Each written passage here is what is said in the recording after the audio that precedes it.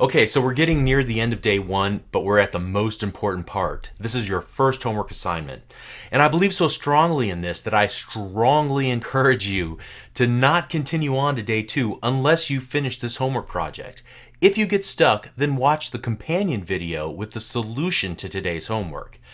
Remember, you're only cheating yourself if you don't get your hands dirty in the code on a daily basis. Okay, so here's a scenario. You work for the Brahma Initiative, a university-sponsored, government-funded research project. Oh, for the sake of argument, let's say that it observes psychological behavior. That's really neither here nor there.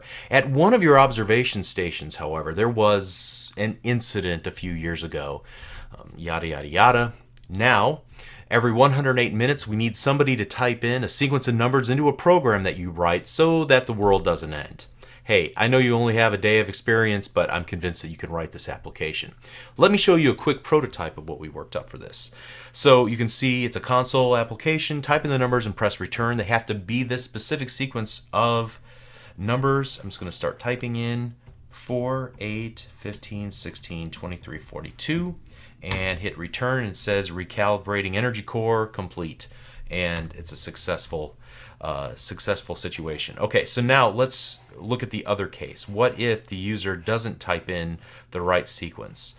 Here, let's go 4, 8, whatever, and just then it should return failure, and that's the end of the project. Okay, seems pretty easy, right?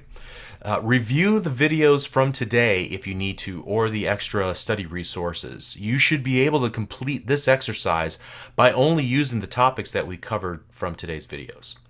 All right, so for bonus points, try making the application beep if the user types in the wrong values. Now, there's a method for that. Use IntelliSense to discover it. And I'll give you a hint.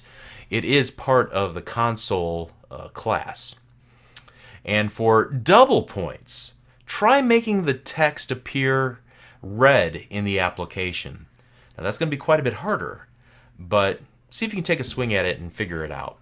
If not, we'll cover it in the next video. Those are things, the beep and the red text, we didn't cover in this video. But using IntelliSense and maybe some help and maybe the tooltips, you might be able to figure it out on your own, just as a way to stretch your abilities here and to force you to think a little bit harder outside of the box. Okay, so that's all there is to it. Complete that, and then if you want to look at the solution, if you're stuck, please feel free to do that. All right, good work. We'll see you in the next video. Thank you.